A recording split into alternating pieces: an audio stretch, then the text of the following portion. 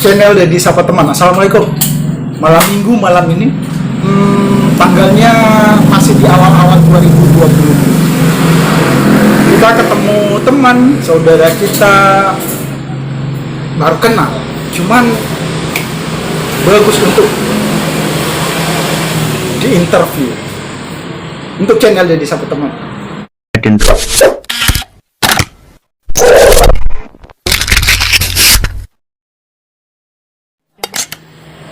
Kali ini kita nyasar di kampung sebelah.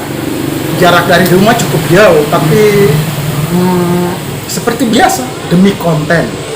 Kita ketemu teman baru kenal, berbaju merah. Dikenali. Oke, kenalkan, nama saya Muhammad Gandhi. Saya orang Keri. Suku-suku di Indonesia itu banyak. Jadi salah satu yang mendiami suku terbesar di Sulawesi Tengah, suku Kayu. Saudara baru kita, Muhammad Gandhi. Saya panggil Gandhi saja atau Bang Gandhi.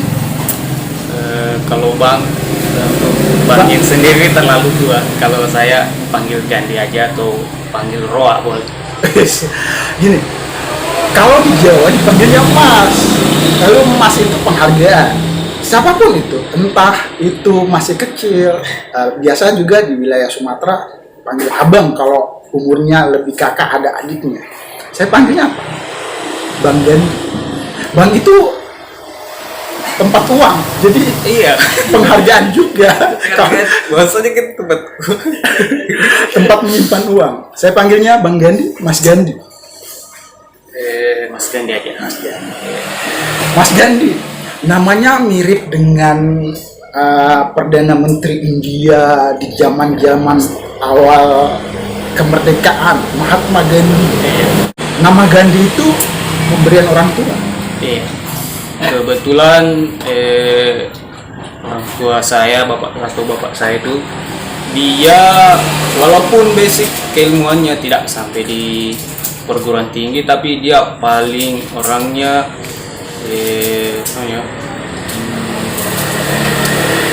paling suka dengan politik, apalagi politik luar negeri itu beliau selalu tidak mengikuti perkembangannya.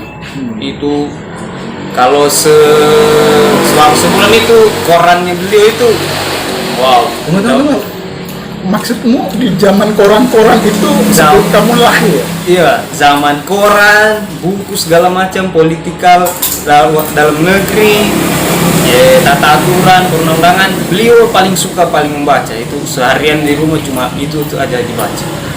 Orang tua kamu ini ya maksudnya sudah agak mengenal situasi dunia. Maksud saya bergelutnya dengan bergelutnya dia berwirausaha, tapi tidak menutup kemungkinan sih dia suka sekali dengan politik. Berarti ini ya, orang tua kenal situasi politik dunia dan nasional. Iya. ASN? Enggak sih. Enggak. Terus wirausaha? Iya, wirausaha. Ini kita posisinya malam minggu, nyasar di sini, ketemunya di sini, terjadwal ke sini. Terjadwal sih, mungkin dijodohkan oleh waktu ketemu sih. Maksud saya gini, posisi kita ada di barbershop, pangkas rambut. Kalau pangkas rambutnya terjadwal, maksud saya terjadwal. Terjadwal sih dari 2 hari yang lalu sih mau pangkas rambut memang. Udah lain-lain selalu dikritik orang cenderung so boleh rambut dipotong itu.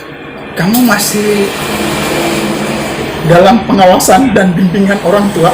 Iya sih, pengawasan. Kebetulan saya 2 bersaudara. Oh ya. Saudara pertama saya itu sudah menikah, jadi dia udah tinggal sama mertuanya. Jadi sisa saya sendiri di rumah. Kemana-mana selalu diawasi.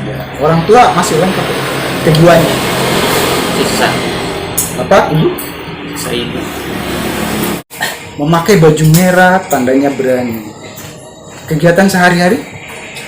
Sehari-hari Kerja biasanya kalau libur ikut kegiatan di kampung sih. Maksudnya Join kegiatan sosialisasi. Bersosial. kegiatannya apa? Pertanyaannya kerja. Iya. ASN, Tidak. tenaga honorer, Iya. ya seperti itu. Ya seperti itu. Siap. Berarti punya pendapatan, maksudnya setiap bulan pasti ada diterima sebenarnya. Pasti ada sih. Tapi kalau di pekerjaan itu dia 2 minggu sekali ada. 2 minggu sekali ada. Anak muda yang sibuk dengan kegiatannya di kampus itu jadinya seperti apa? Kurang lebih sih. Mahasiswa dibilang mahasiswa juga iya, dibilang orang kerja di situ juga iya. Soalnya Tapi sudah kurang punya lebih. ini Mas Gani sudah punya 2 lembar yang bernilai dari kampus, ijazah, transkrip nilai, lulus sarjana. Lulus sarjana apa? Sarjana pertanian SP. Ya, teman-teman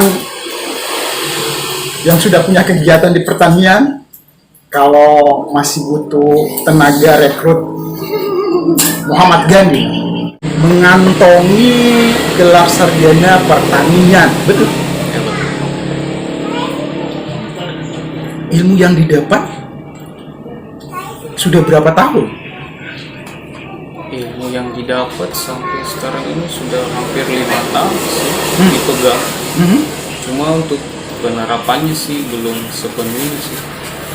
Gini anak muda, saya panggilnya anak muda lagi nih. Iya. Sarjana pertanian itu harusnya jadi apa? Harusnya sih itu kembali ke pribadi masing-masing lagi sih maunya Pas, saya pangkat. sama. Sarjana pertanian lebih dekat, lebihnya kemana? Jurusannya apa sih sebenarnya? Jurusannya sih agroteknologi ya. Hmm. Lebih konsentrasinya hama dan penyakit tanaman. Nama dan penyakit tanaman. Iya. Ini sebenarnya ya, sarjana pertanian, agroteknologi, nanti setelah di akhir kampus kita mau jadi apa sih sebenarnya? Itu tadi sih saya bilang tadi Hmm. kembali ke pribadi. Ya, Kalau dari saya sih jadi petani bukan pekerjaan yang memalukan ya, tapi itu satu pekerjaan yang paling berjasa sih. Soalnya jadi tulang punggung, apalagi masalah ini petani ini urusan perut lah.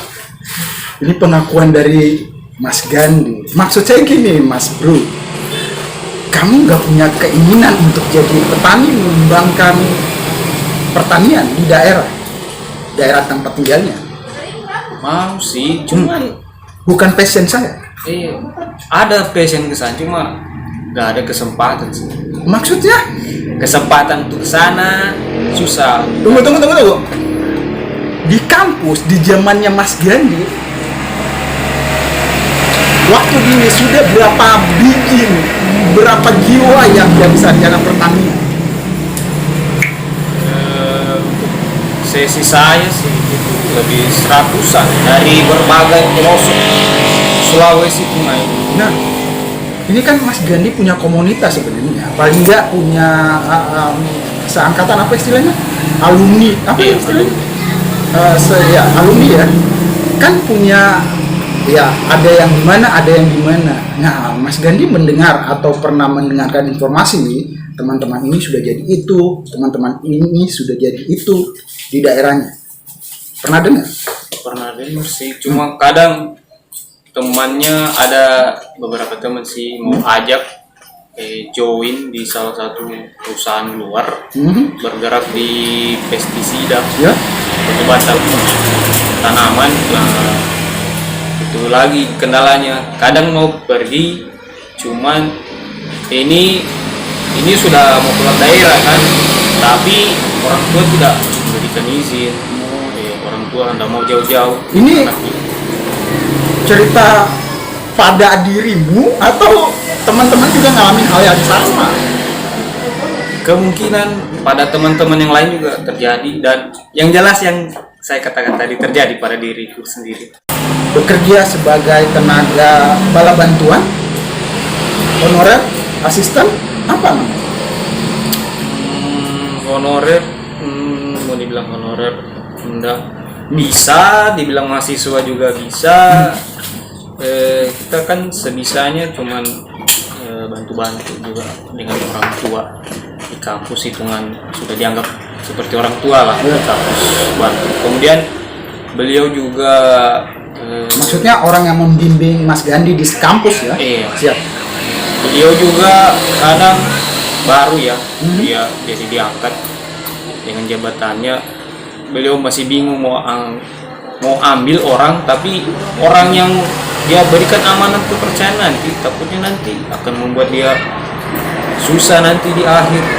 Dia lebih memilih cari orang yang dia percaya, orang Yang sekitar, dekat, yang iya, dikenal. dekat. Dan pilihannya jatuh ke Mas Gandhi. Bukan cuma saya sih, banyak teman-teman yang lain juga. Sampai di sana, kembali ke pertanyaan tadi, sudah berapa lama menekuni kegiatan ini? Ini setahun lebih sih. Setahun lebih mengalami hal-hal yang dianggap berat, pekerjaan yang berat, atau santai saja?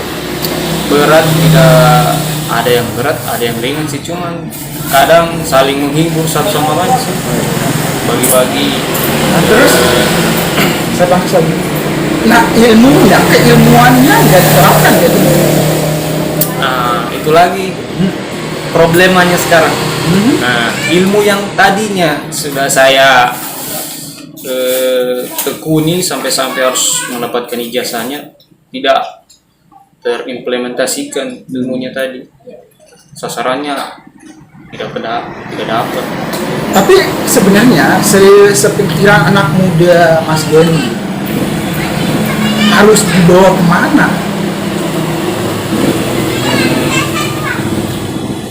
Ilmunya ya. Kalau dari pribadi saya sih, ilmunya memang harus diterapkan sih, walaupun itu bukan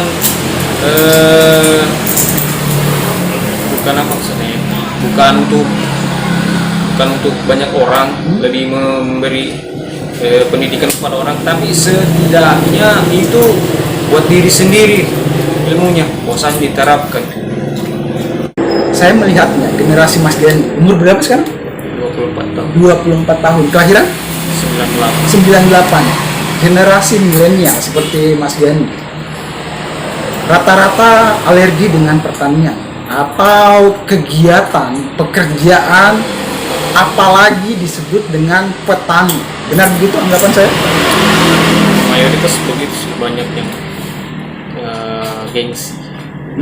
Menurut kamu ini, Ya. bukan saya. Iya. Gengsi kata yang baru buat saya. Kenapa? Mungkin kalau dari menurut saya, kalau di luar keilmuan saya, banyak orang menganggap remeh-temeh sih. Bahwasanya ini kalau menjadi seorang petani itu berpanas-panasan, main-main di lumpur segala macam. Itu kan tidak ya bagaimana lah, kembali ke pribadi gengsi begitu maksudnya. Padahal ini intinya yang saya sampaikan, bahwasannya petani itu lebih dari PNS asli. Kata siapa? Kata saya. Kata Serius. Muhammad Gandhi. Serius. Siapa yang sudah membuktikan itu di zaman sekarang yang serba Android? Serius. Teman-teman saya banyak yang jadi pengusaha pertanian. Di bidang apa jadinya? Dia banyak masuk di sektor pemasaran deh. Oh iya, jadi petani-petani yang berkemeja pakai helm. Ya. Ternyata betul ya, anak muda sekarang memilih profesi sebagai petani malu. Kata Muhammad Gandhi, teman kita, gengsi. Dijelasin lagi ke saya, kenapa harus gengsi jadi petani?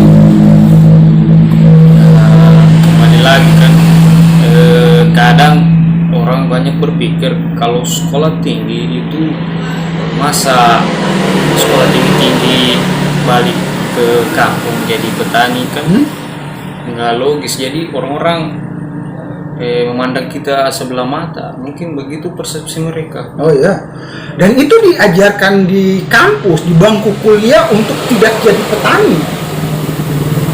Itu kebalik, salah itu. Malah di bangku kuliah kita harus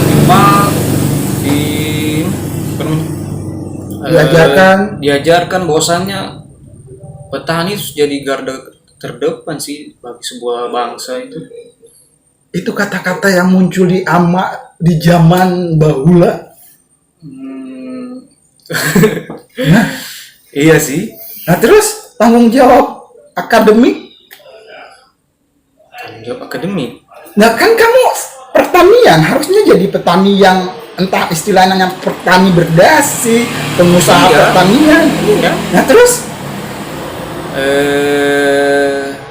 kembali ke diri masing-masing. Iya. Tapi saya rasa enggak, harusnya bentukannya dari kampus. Iya, bentukannya memang awalnya dari kampus. Terus? Nah, itu lagi yang jadi permasalahannya.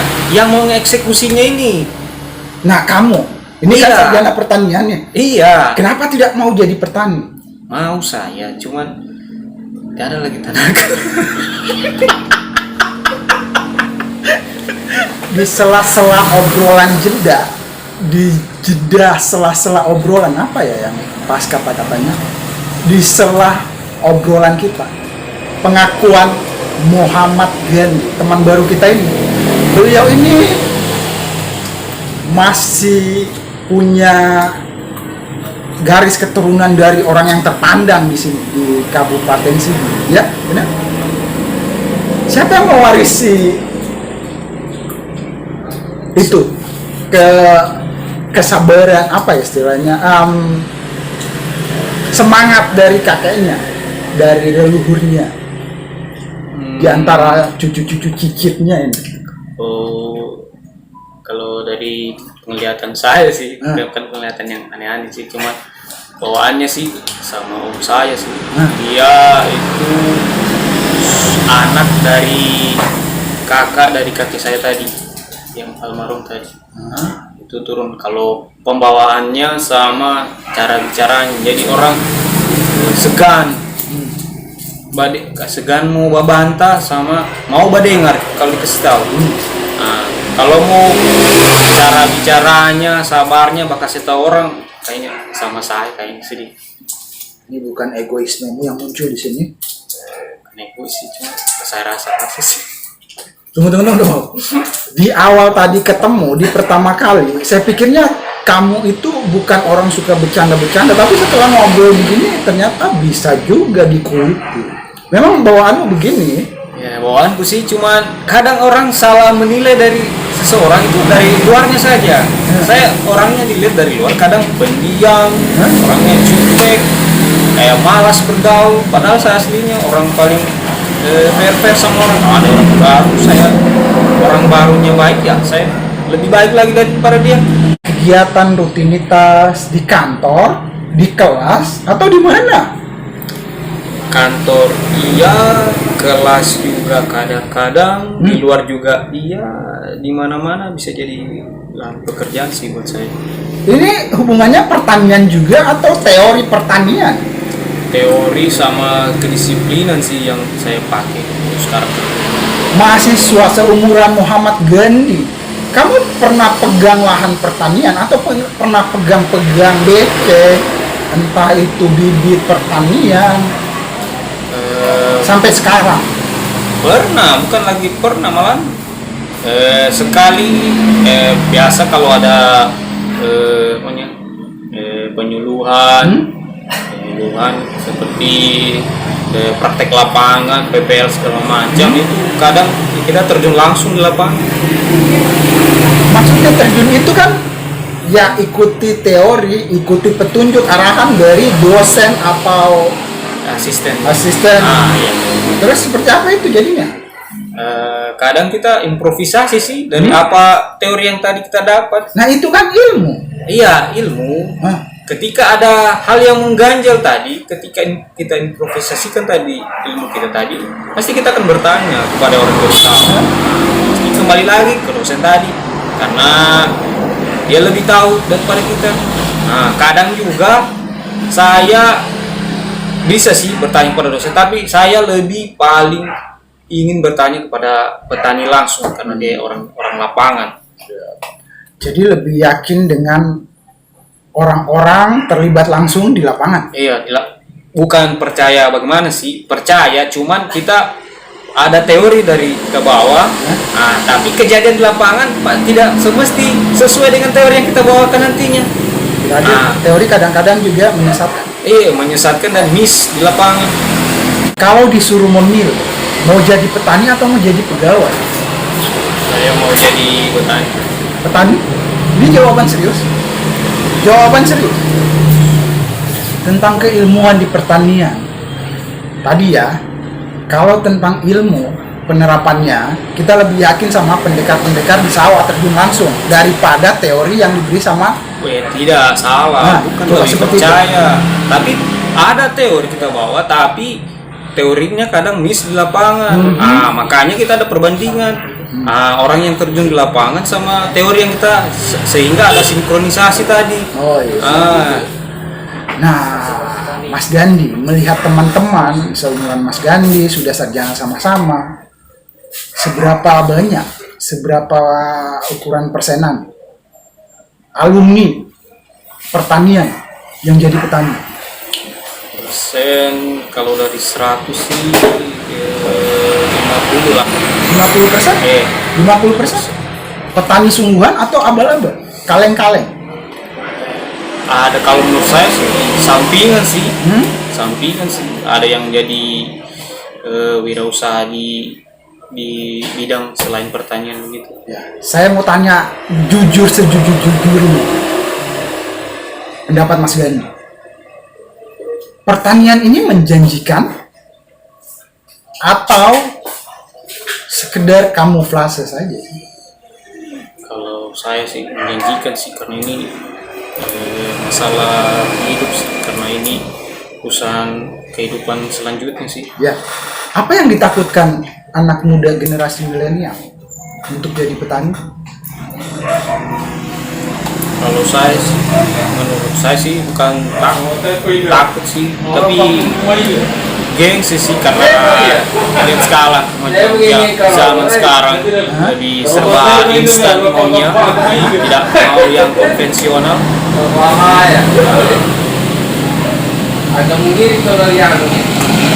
Sependapat Mas Gandhi lagi, apa yang harus diperbaiki tentang mindset pola pikir anak muda generasi milenial seperti Mas Gandhi? Mindsetnya sih, bahwasannya yang harus diubah itu, pertanian itu menjanjikan sih, menjanjikan sekali. Apa harus dibuktikan dan diberi contoh? Contoh sudah banyak sih di luar. Terus apa yang salah? Kadang dari niat pribadi sih tidak mau terjun langsung, padahal nyata adanya itu. Dulu di awal mengambil keputusan dan memilih jurusan Fakultas Pertanian, sempat menyesal atau salah langkah, saya sudah terlanjur memilih fakultas ini? Ya sempat sih. Itu pada saat pertama, ini cerita lagi ya sedikit. Pada saat pertama daftar itu saya ada pilih 3 jurusan. Satu matematika bahasa Inggris, 2 itu ambil pendidikan fisika, kemudian yang ketiga agroteknologi tadi, pertanian. Dan lulusnya di sana. Tapi ini ada lagi, satu lagi mendaftar di kampus IAIN kemarin. Soalnya kakek saya maunya saya jadi seorang guru agama Yang tahu ilmu agama gitu ya. Kemudian menyesal tidaknya tadi lulus, ya pernah sih di semester 1, karena basic saya dari SMA juga biologi ada dasarnya. Pernah menyesal sih, karena pertama masuk sudah disuguhkan langsung terjun lapangan. Kalau terjun lapangan sudah biasa, soalnya biasa ikut kakek ke lahan. Cuman itu kagetnya hal yang belum pernah didapati sih, kan kaget. Kemudian di semester selanjutnya itu terlunta-lunta lagi kita, kaget bahwasanya kesana kemari praktek segala macam, keluar daerah lagi, ongkos sana ongkos sini. Padahal seperkiraan saya itu kalau untuk kuliah biasa pasti cuma di kelas, cuma ambil di sekitaran luar kampus saja. Seperti itu. Jadi intinya tidak menyesal jadi sarjana pertanian. Tidak menyesal karena dari 2 semester tadi yang sudah saya lalui, saya sudah kenal bagaimana, sudah bahwasanya ini paling bagus, pilihan yang sudah tepat sekali. Akhirnya dinyaman-nyamankan saja, bukan keterpaksaan. Bukan keterpaksaan. Bincang-bincang kita berakhir. Setelah jadi sarjana pertanian, ini dukungan orang tua. Orang tua mendukung penuh. Mendukung sih, cuman kadang orang tua berkata bahwasanya saya tidak melarang kamu mau ambil apa-apa, tapi itu lagi kadang dia menyesal saya ambil ini karena maunya kakak saya kemarin tidak saya wujudkan. Apa itu? Menjadi seorang guru agama. Tapi sebenarnya bisa saja kan? Ya bisa saja di luar, tapi orang yang berlisensi maunya. Oh, Iya. Kemarin maunya mau dia kirim keluar kota, keluar negara gitu. Itu dianya. ya. Tapi kalau didikan ilmu agama masih melekat ya, masih ada gitu ya. Sarjana pertanian Muhammad Gandhi, saudara kita. Pesan-pesan untuk teman-teman yang sudah menyandang gelar sarjana pertanian atau adik-adik yang masih berstatus mahasiswa pertanian. Pesan-pesan saya sih, pilihan kalian tidak salah, pilihan kalian adalah pilihan yang benar. Soalnya kuliah di pertanian itu sangat ilmu yang ada 3 yang dalam Al-Quran yang selalu dibahas, itu ilmu kedokteran, kesehatan, ilmu pertanian, dan ilmu agama. Itu yang 3 penting yang diajarkan di saya. Bahwasanya 3 ilmu itu yang harus. Itu nasihat dari mana ya? Itu nasihat dari kakek saya. Oh ya. Nah, kemudian yang sudah terlanjur masuk, geluti sebagaimana semestinya apa yang telah diaturankan dalam kampus. Bahwasanya semua aturan yang telah diterapkan dalam kampus bahwasanya itu sudah dimudahkan, tidak seperti pada zamanku. Pada zamanku semua sekarang serba instan. Dulu itu contohnya saja untuk praktik saja itu sediakan bahan sendiri-sendiri. Sekarang kadang sudah disiapkan sudah sama asisten. Bahkan kita terjun di lapangan praktiknya, bukan praktik di lab. Oh ya. Jadi lebih mudah sekarang ya. Lebih mudah sekarang. Jadi kesimpulannya apa ini? Kesimpulannya pasti di awal perkuliahan pasti orang bertanya-tanya kuliah di pertanian kerjanya kemana. Ya. Padahal sebetulnya itu luas untuk karir pekerjaan tadi. Untuk sebuah sarjana pertanian bisa kerja di perkebunan negara, perkebunan swasta, untuk penyuluhan bisa, wira swasta pertanian juga bisa, malahan ada yang bisa kerja di bank. Sarjana pertanian kerja di bank, banyak orang yang kaget. Siap. Terakhir, cita-citanya yang dicita-citakan apa? Sekarang sudah jadi sarjana. Kalau ada yang mengajak melanjutkan pendidikan, Kalau ada yang mengajak, insya Allah saya lanjut. terus keinginannya, cita-citanya apa? Dulu sih kecil cita-citanya mau jadi dokter sih. No. Maksud saya sudah Iya sudah menyandang gelar sarjana pertanian. Sarjana pertanian. Keinginan selanjutnya pasti itu melanjutkan jenjang pendidikannya lebih tinggi. Gitu. Biar jadi Ilmunya ada, selalu dan terus ada. selalu tambah dan terupdate karena perkembangan ilmu itu selalu berubah setiap saat.